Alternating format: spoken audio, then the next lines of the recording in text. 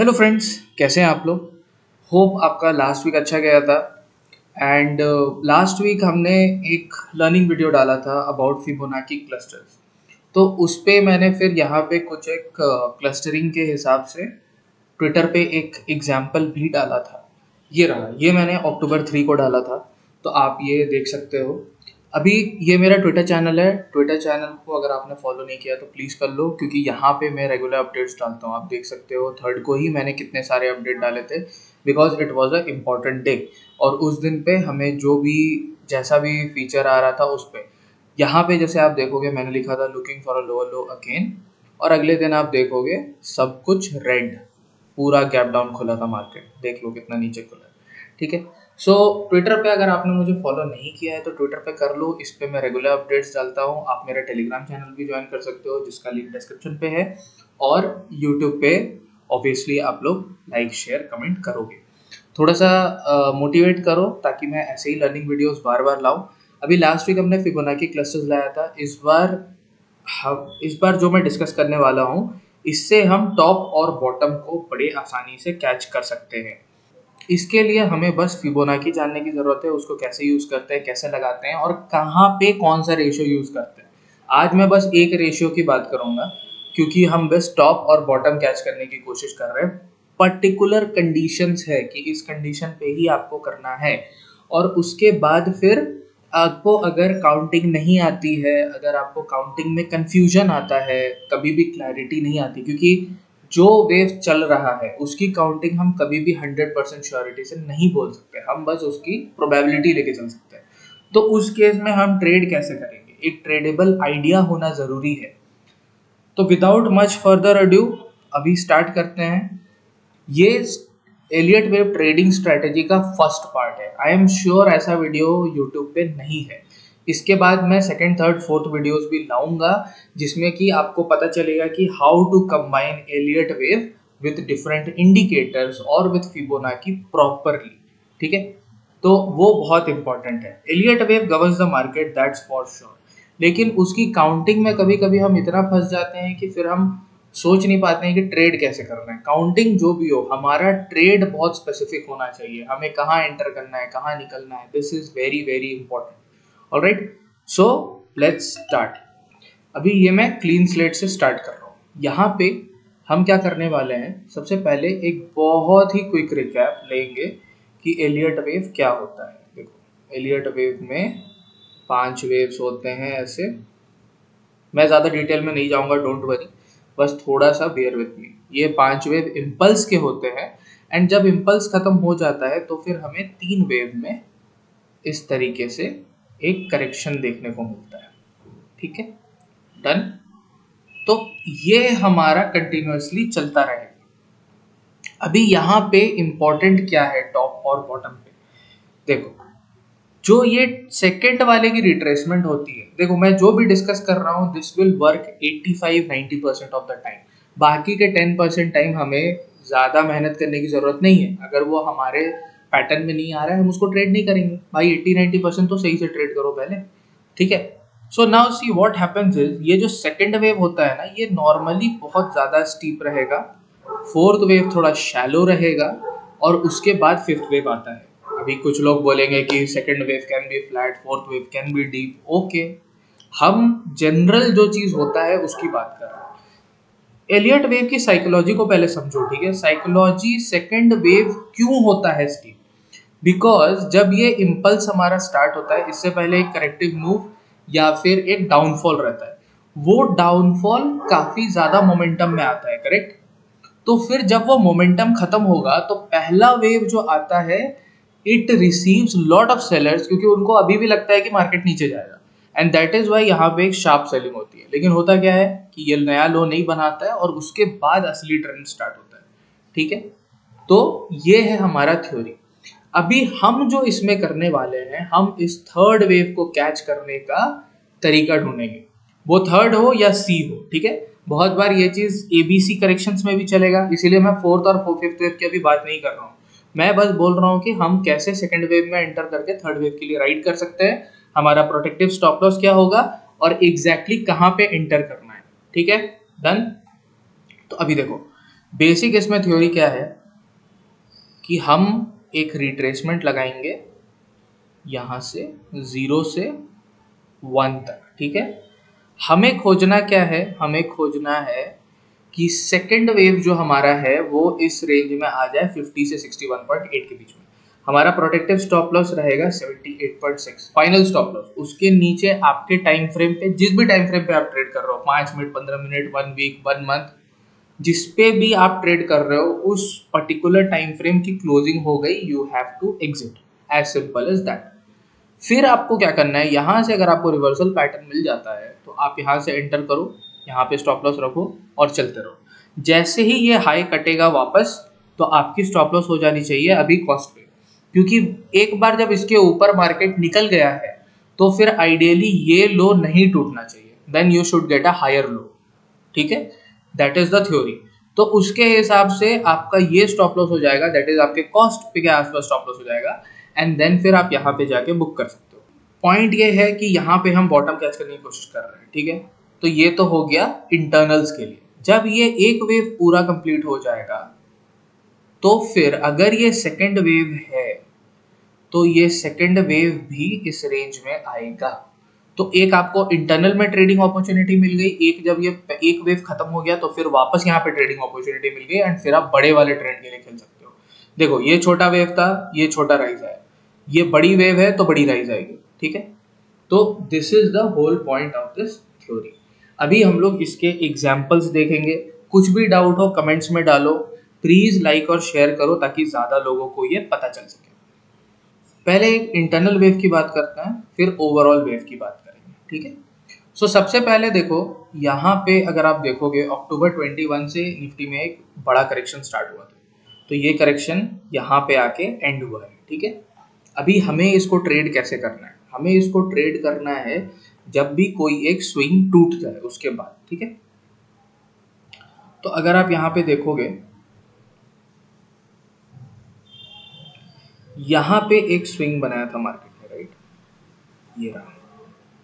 तो अभी देखो ये क्या किया, मार्केट ने जाके स्विंग को ब्रेक किया और फिर यहाँ से रिट्रेसमेंट लिया।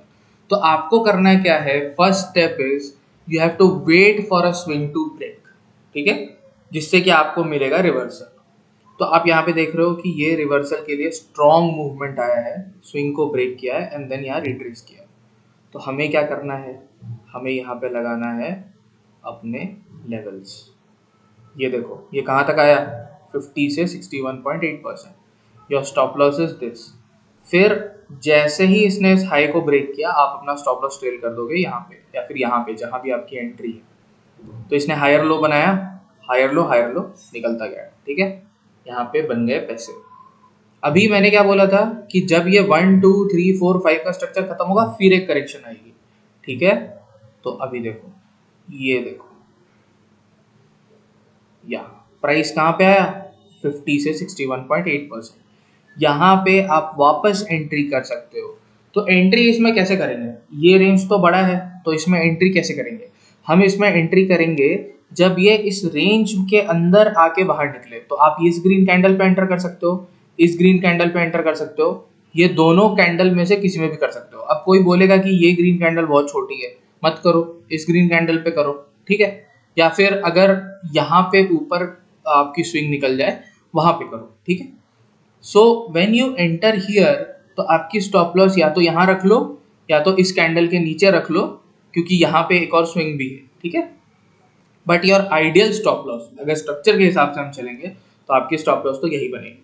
तो you have to manage your risk. Probably अगर आपको 10 लॉट ट्रेड करने हैं तो यहाँ पे एग्जाम्पल के मतलब टेस्ट करने के लिए 1 लॉट या 2 लॉट का एंट्री कर लो, and if it works out then you can go all the lots, ठीक है। ऐसे भी कर सकते हैं। अभी यहाँ पे आपने एंट्री ली और फिर ये देखो प्राइस ऊपर, ठीक है। हो गया, 2 एग्जाम्पल्स इसके हो गए। अभी नेक्स्ट चार्ट पे चलते हैं, गैब्रियल इंडिया। गैब्रियल इंडिया इतना ज़बरदस्त चार्ट है, इस पे मेरा ट्रेड अभी भी ऑन है, और अगर मैं आपको इसमें दिखाऊं तो देखो इसमें क्या हुआ है। यहाँ से हमारे पास एक अप ट्रेंड था, ओके, यहाँ से एक डाउन ट्रेंड आया, ठीक है। अभी इस डाउन ट्रेंड में जैसे मैंने बोला एक स्विंग के ब्रेक होने का आपको वेट करना है। तो आप क्या करोगे, ये देखो ये स्विंग यहाँ पे कट गया, तो फिर अभी आप अपना फिबोनाची लगाना चालू करोगे कि हमें तो भाई रिट्रेसमेंट पे ही खरीदना है, हम टॉप पे नहीं खरीदेंगे, ठीक है। तो आपने यहाँ पे लगा लिया, ये यहाँ से यहाँ तक, यहाँ से ये जैसे रिट्रेस करना स्टार्ट किया, इस ये आया 50 से 61.8 के रेंज में, यहाँ पे आप बाय करो, ऊपर चलो, ठीक है। आप क्योंकि 50% एग्जैक्ट पे आप ले रहे हो, तो यहाँ पे 61.8% का स्टॉप लॉस रख सकते हैं। अगर ये और नीचे आता तो 78.6 का रखते हैं, ठीक है। यहाँ पे हो गया। जैसे ही इसने इस हाई को ब्रेक किया, हमने अपना स्टॉप लॉस ट्रेल कर दिया इस पॉइंट पे, ओके। अब देखो, अब ये वापस उस लो पे आया ही नहीं, ये यहाँ पे आया और फिर भाग गया। अभी इसमें एक मजेदार चीज ये बताता हूँ कि अगर आप यहाँ पे मेजर करोगे इसको, तो आपको मिलेगा कि ये यहाँ पे वापस आपको एंट्री दिया है, देखो 50 से 61.8। लेकिन क्या यहाँ पे एंटर करना है? कोई जरूरत नहीं है, इसको बाहर निकलने दो। ये जैसे बाहर निकलेगा तो फिर आप एंटर कर सकते हो। तो आपकी यहाँ पे 2 बार एंट्री हो गई, और उसके बाद क्या जबरदस्त रैली है। आप देखो यहाँ पे, बस यहाँ पे 150 से 350 हो गया है स्टॉक। ये कब का है? मार्च से लेके सितंबर, कितने महीने हो गए गिन लो, और कितना रिटर्न हुआ गिन लो। Simple, this is the simplest way to catch the bottom, ठीक है। अभी नेक्स्ट चलते हैं, नेक्स्ट एग्जांपल पे, ग्लेनमार्क पे चलते हैं। ग्लेनमार्क पे तो मैंने खुद भी ट्रेड किया था। तो अगर आप ग्लेनमार्क पे देखोगे ना, तो देखो ग्लेनमार्क पे ना स्टेप वाइज बताता हूँ ग्लेनमार्क में क्या हुआ देखो, और कैसे चेज नहीं करना है वो भी सीखो। देखो, this is the down trend, यहाँ पे एक मेजर स्विंग दिख रहा है। See these swings are very small if you compare with the overall structure, these swings are very small. लेकिन यहाँ आपको एक अच्छा बड़ा स्विंग दिख रहा है, ठीक है। तो आप क्या करो, आप यहाँ पे ये लगा लो, ठीक है। और उसके बाद ये जैसे ब्रेक हुआ, तो आपको नेक्स्ट हाई पे जाना है। आप जैसे इस कैंडल को देखोगे, आपको लगेगा कि यहाँ से रिट्रेसमेंट आ रहा है, ठीक है। देखो इस कैंडल पे तो लगा लो रिट्रेसमेंट, बट रिट्रेसमेंट क्या 50 से 61.8 पे आया? नहीं आया। तो हम इसको ट्रेड नहीं करेंगे, इसको जाने दो ऊपर, या और ऊपर जाएगा, ये वेव खत्म नहीं हुआ। अभी देखो यहाँ पे रखो, ठीक है। यहाँ से आप जैसे ही ये रिवर्सल देख रहे हो, देखो ये बेरिश एनगल्फिंग है, and it has started coming down. ये कहाँ पे आया? सी 50 से 61.8% पे ही आया है। You can keep your stop loss here, start buying here, धीमे धीमे यहाँ पे बाय करो, पेशेंस रखना पड़ेगा। And see this candle, this is the start of the trend candle, ठीक है। यहाँ पे आप अपनी क्वांटिटी बढ़ा सकते हो। अभी हम सारा कुछ बॉटम पे बाय कर रहे हैं, बस यहाँ पे देखो, अगर मान लो आप यहाँ पे भी बाय करते हो to be safe, the closing price is 465। अभी ये कितना है, कितने का हाई लगाया? 878 का, ऑलमोस्ट डबल हो गया प्राइस। आपके मार्च से सितंबर में प्राइस डबल हो गया है, और क्या चाहिए आपको? You are catching wave 3। Wave 3 ऐसे ही कैच होता है। This is the whole and sole method of catching wave 3। अभी छोटे टाइम फ्रेम पे एक दिखाता हूँ, बैंक निफ्टी पे, ठीक है। बैंक निफ्टी पे चलते हैं, बैंक निफ्टी के 15 मिनट्स पे चलते हैं, ठीक है। Okay, now see here we have a big correction, okay. उसके बाद क्या हुआ? ये करेक्शन के बाद जो हमारा ये ए वेव गया है, जिसको यहाँ पे मार्किंग्स है तो उसके हिसाब से बात कर लेते हैं। जो ए वेव हमारा गया, ये इस स्विंग को नहीं काटा है, ठीक है, but it has cut this swing. ये पूरा इंटरनल वेव है, हमारा मेन स्विंग तो यहीं पे, इसको इसने कट नहीं किया, तो हमारी एंट्री यहाँ पे नहीं बनेगी। चलो यहाँ पे एक एग्जांपल देख लेते हैं। देखो ये आई हमारी करेक्शन, ठीक है। लास्ट मेजर स्विंग कौन सी है? ये वाली। ये यहाँ पे ब्रेक हो गई। अब यहाँ पे लगाते हैं रिट्रेसमेंट। कहाँ पे आया प्राइस? 50 से 61.8। सिंपल, 50 से 61.8 आया है, यहाँ पे आप एंट्री करो एंड सीधा run. That's it, as simple as that. आपको हमेशा ट्रेड नहीं करना है, आपको ट्रेड वहीं पे करना है जहाँ पे रिवर्सल की अपॉर्चुनिटी है, और जहाँ पे आपको दिखता है कि 61.8 पे सपोर्ट ले रहा है। बाई चांस आपने बीच में एंट्री कर दी कहीं पे, मान लो एग्जांपल देता हूँ, देखो यहाँ पे कहीं पे भी ना स्विंग नहीं टूट रहा है, तो यहाँ पे तो आपकी एंट्री नहीं बन रही है। चलो ठीक है, मान लो कोई बोलेगा इस स्विंग के ब्रेक पे लेंगे, ले लो। यहाँ पे अगर आप इसको देखोगे तो ये 61.8 नहीं है, 61.8 यहाँ पे आएगा। सुनो, एंट्री नहीं बनी यहाँ पे, ठीक है। यहाँ पे अगर आप देखोगे ये स्विंग ब्रेक हुआ, अब कोई बोलेगा कि मैं इसके 61.8 पे एंट्री लेता हूँ, ठीक है। अगर आप लोगे, वैसे तो इतनी बड़ी कैंडल के बाद आपको लेना नहीं चाहिए because the retracement should be slow, तो लेकिन अगर ले भी लिया तो आपका प्रोटेक्टिव स्टॉप लॉस पास में है। देखो कितना दूर है ये, अगर मैं यहाँ से यहाँ तक का लगाऊं तो ये देखो, ये आया एक कैंडल में यहाँ तक, दूसरे कैंडल में इसने ब्रेक कर दिया। तो अगर आप इस कैंडल के क्लोजिंग पे एंट्री लेते भी तो दूसरी कैंडल में आपको एग्जिट मिल रहा है, मार्केट छोटा कैंडल बना रहा है आपको एग्जिट देने के लिए, so you have to exit. Okay, so ये बेस्ट मेथड है to catch a bottom with proper risk management. अभी इसमें टारगेट कैलकुलेट कैसे होते हैं, ऊपर के टारगेट्स हम कैसे निकालेंगे, एंट्री तो हमने ले ली, एग्जिट कहाँ करेंगे, वो करने के लिए मैं वो नेक्स्ट वीडियो पे लाऊंगा। अगर आप इसमें अच्छा रिस्पॉन्स दोगे, अच्छा सपोर्ट दोगे तो मैं वो जल्दी लाऊंगा, otherwise I will delay it. ठीक है, सो देखो गाइज, ये इतना ज़्यादा नॉलेज आपको फ्री में मिल रहा है, support it, learn from it and earn it. Thank you so much friends.